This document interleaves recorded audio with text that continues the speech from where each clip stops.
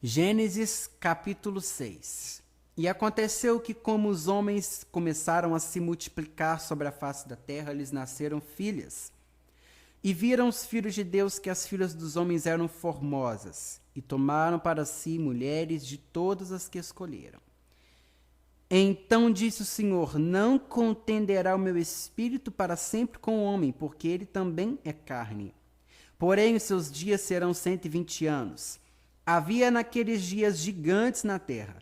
E também depois, quando os filhos de Deus entraram as filhas dos homens e delas geraram filhos.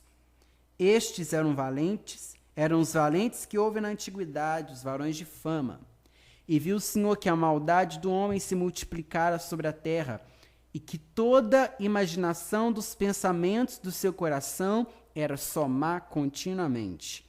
Então arrependeu-se o Senhor de haver feito o homem sobre a terra, e pesou-lhe em seu coração.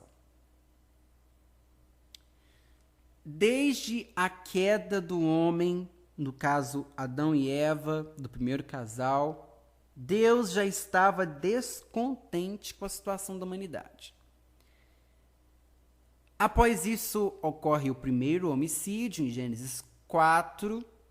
Caim mata o seu irmão Abel, e logo após, Adão e Eva têm o terceiro filho, que é Sete.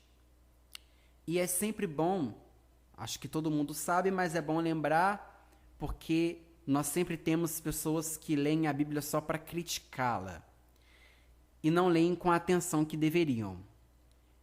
Adão e Eva tiveram, além de Caim, Abel e Sete, outros filhos e filhas, diz a Bíblia. Então, prosseguindo, a descendência de Caim, ela foi totalmente corrompida. Nós temos um exemplo na Bíblia muito emblemático, que é de um dos descendentes de Caim chamado Lameque, que comete um duplo homicídio por motivos fúteis, né? Se fosse hoje, não sei se seria duplamente qualificado, não sei. Mas um homicídio duplo, matou um senhor, um velho e um jovem por motivos fúteis, por ter sido ferido no seu orgulho. E ainda é capaz de fazer uma poesia com isso, né? Ou, não poderia deixar de falar, né? Não é tão diferente de hoje, porque hoje as pessoas não fazem lá poesias com a desgraça dos outros, mas fazem memes. É o mesmo espírito de Lameque. Prosseguindo, a descendência de Caim foi toda má, toda corrompida. 2000 anos de história entre a queda do homem e a arca.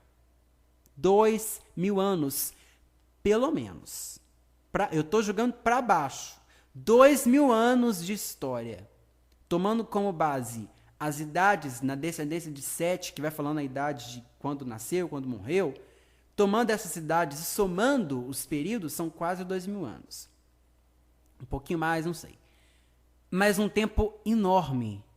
Deus tolerando os pecados na descendência de Caim. Deus suportando, a medida crescendo, mas Deus ainda suportando. Por quê? Porque ainda existia uma linhagem pura, que era a linhagem de Sete.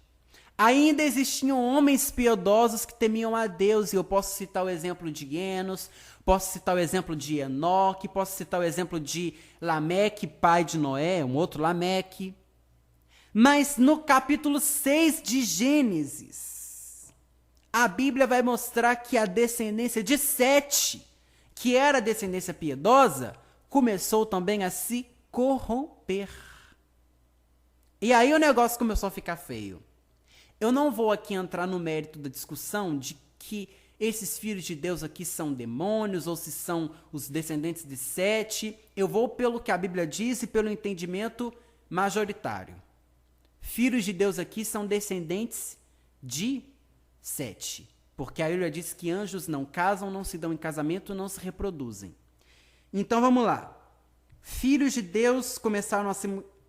Os homens se multiplicaram, os filhos de Deus viram que as dos homens eram formosos, ou seja, a descendência de Sete começou a se misturar, começou a ter relações com as famílias da descendência de Caim. Começaram a haver uma mistura, uma aliança, que não era para acontecer. Uma aliança, um jugo desigual entre servos de Deus e não servos. A gente vê isso durante vários períodos da história do povo de Israel, quando os israelitas vão casar com as moabitas, lá em Números. No livro de Neemias, quando os judeus haviam acabado de reconstruir o templo e vão também se misturar com mulheres estranhas. Então, essas questões são recorrentes na história bíblica, na história de Israel. E aqui a gente está falando no período anterior.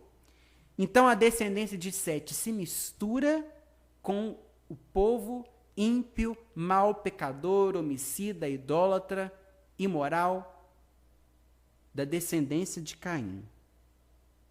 E o versículo 3, não contenderá o meu espírito para sempre com o homem.